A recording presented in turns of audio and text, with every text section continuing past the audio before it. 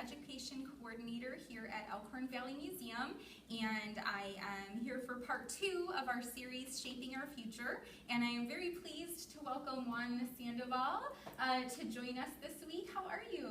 Good, wonderful. Thank you for the invitation. Oh, thank you for accepting. Yep. Wonderful. Thank you. So we're going to just talk a little bit today, Juan, about what you do here in the community and some exciting stories from your life. We've been sharing a little bit previous to starting up the recording, but yeah, I'm excited to hear all about the things. Wonderful. So I work for an organization called Nebraska Enterprise Fund. That is a non-profit organization. Okay. We help small businesses. So I am on the economic development side. I have been working with micro entrepreneurs for the last 10 years. Prior to that, I worked in a financial institution, Bank First, for about 7.5 years. And so I have been in this community for about 21. I am from Venezuela, South America, moved in 1999. And you know, after 21 years living in the community, I love it, and I don't see me moving to any other place. And I love being here in Norfolk. Fantastic. And so it's been the whole 21 years 21 years here. Yep. Wow, that's exciting. We moved in 1999. Actually, we moved from my city, Valencia, and in Venezuela is a 1 million city. Oh, okay. And so I got up that day in a 1 million city, and the first place that I arrived was Madison, Nebraska. So I came from a 1 million city to a 3,000 people. So a little bit of a culture shock. Cultural shock. Good thing I knew how to speak English before I moved. But it was a little bit challenging, just the adapting part. But then 2 months after that, we moved to Norfolk, and then you pretty much have everything that you need in a small community like Norfolk. Yes, yeah, and I can share that culture shock experience. I grew up in Detroit when it was at the over 1 million part, and so then moving even to Norfolk was a little bit like, oh, so yeah, so I can empathize with you there on that, like, this correct. Is big. And so then I started working, and then I started making contacts in the community to the point that pretty much a lot of people knows me in the community. I'm involved in many organizations, non-profit organizations. I have been involved with the Habitat for Humanity board. I have been part of the Norfolk Area Chamber of Commerce. Now I'm a board member, and some other boards, like University of Nebraska Extension, and some others. So being involved in the community gives me the opportunity to kind of know what's going on in the community. Yeah. And I always feel that, you know, Norfolk welcomed me in the community, so I had to kind of pay back. So that's why I kind of like to join different boards so I can help other people and learn about projects that they are, you know, developing in the community. Yeah, I think that's great. I think community involvement is such a key piece to investing people, and I think to also keeping our younger people wanting to stay involved too when they have those opportunities and when they can see the growth. Correct. So one thing that I don't know if you know, but I'm running for city council. Yes. Which is very exciting. Correct, that is exciting, and not only because you know, if I win, perfect, wonderful, but it is the most important part for me is maybe creating a path, or maybe creating an opportunity for somebody else to take that. I always feel like maybe the younger generation are looking for like a role model. So if I do it, if I want to run, then some people will say, hey, I just want to run because I think it's something that would be nice. And we have seen it. I have seen the students at Northeast Community College that they have been in some of the meetings that I have been attending, and it's like they said, I really would like to do something. I really would like to get more in the community, get involved in the community. So I think it's an opportunity to say there is a chance, there is a need, so you can do it. Absolutely. I think that's all so true, and such a great thing to hear that they're like, we want to be involved, we want to help take Norfolk and the surrounding area forward. So that's so great to hear. I'm glad. Yep. Yes, and so I kind of stepping back here a little bit, I have discovered through my research that you are a big Boston baseball fan. Yep. I have been a Boston fan since I was like 7 years old, Mm-hmm. and I don't know why. My dad is a textile engineer Okay. and worked for a large company and traveled to the United States all the time. And actually, my dad lived in several places in the United States. He lived in New York, he lived in Boston, he lived in North Carolina, Georgia, and some others. But I don't know why I pick sides. I can be a New York fan, but I decided to go with the underdog There at you that go. point. Yeah. Yeah. Now we won 4 World Series, so we are not the underdog anymore, but I love it. That's great. That's great. I thought that was so neat. I'm a big Tigers fan because we did. Yep. But yeah, I was like, nice. And I had read that you kind of talked about that baseball was Venezuela is a big baseball Correct. fandom as well. And I love that because actually many of the large teams in the United States, they own what is called farms in Venezuela. So you have okay. the Boston Red Sox, they sponsor the kids since they were little.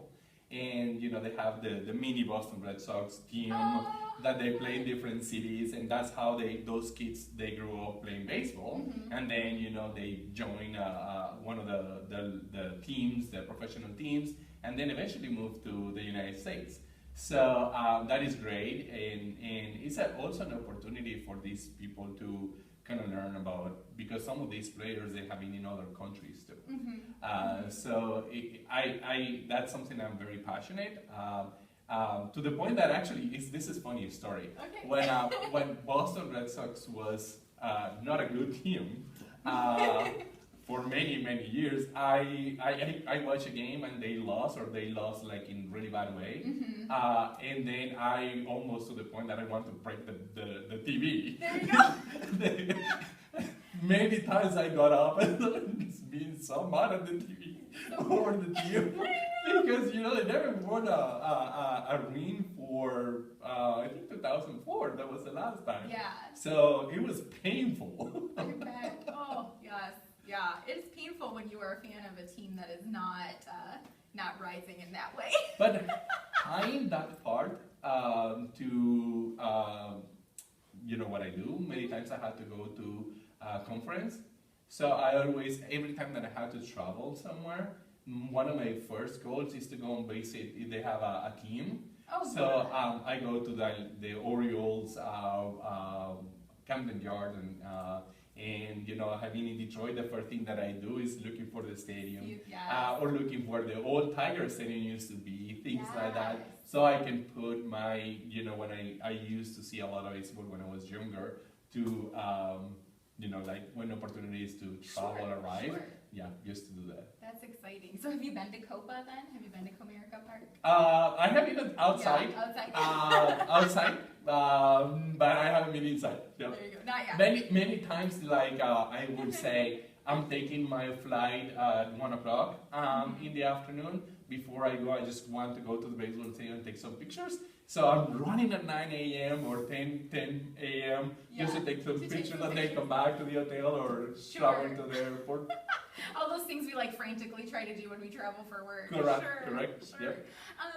Would you mind talking a little bit about achieving your citizenship? Yes. So one of the funniest stories about when I became a citizen, and let me tell you this. Sometimes immigration it's a hard topic, but sometimes people they don't understand how complicated it can be. So my dad was the first one to move to the United States in 1990, and it took us about 9 years to get our resident papers.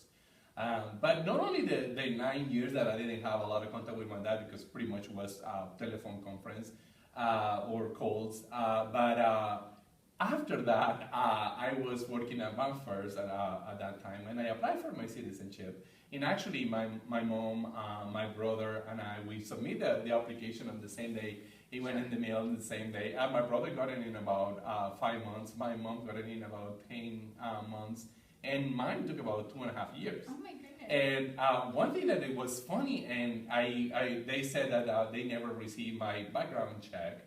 But a couple times I actually went online and I want to see how many Juan Sandovals are in Texas or in New York, and it say more than 300. So Oh then my I said, goodness. yeah, so it's a very popular name, and I don't know if that was the fact or not, but I can tell you it took me 2.5 years to get it. So, yeah, because I guess I would have thought that sending them all at the same time would mean you would all sort of get that at about Correct. get the paperwork. And I don't know what was the reality about it, why it took so long, but yeah. Yeah. And sometimes you have a lot of sacrifices because during those 2.5 years, I had to travel to see my grandma in South America, and I had to make an appointment with the Venezuela consulate in Chicago just to get my passport. Sure. Funny story it is that one of the reasons why I moved to the United States was because of the political background in Venezuela. That it wasn't very good. We knew that something was coming, and then actually it was funny that the first question that they asked me when I opened the door at the consulate is, "Do you support the government in Venezuela?" Really? And then you pretty much you say no, you're done. You have to come back. You have to lie and say yes, I support it. Give me my passport so I can get out of here. That's Yeah. really an interesting thing to think about when there are those countries that maybe are experiencing some political turmoil. Correct, and that's a reality. Some of those countries, right now, we were lucky that we were able to identify that it was going to have major potential problems, and we got out of there. But see what is happening right now. Yeah, it's been sort of an ever shifting. Yep. Yeah. Well, thank you so much for sharing. Is there anything else you'd like to share with us about? No, I just feel that thank you for you doing this, because a lot of people they don't recognize that we have so many individuals from many countries and many minorities in the community, and I see it all the time, and many times when I go to Walmart or any of the stores that I say, I never thought that we have so many Asians, or we have people from other countries in the community. So it's great that you're recognizing that, but also it's an opportunity to kind of be more intentional about participating in more activities in the community and getting a little bit more involved and see maybe what opportunities we have to help them, because sometimes those individuals, they are not part of the community at all, but it would be good to have conversation with them. Absolutely.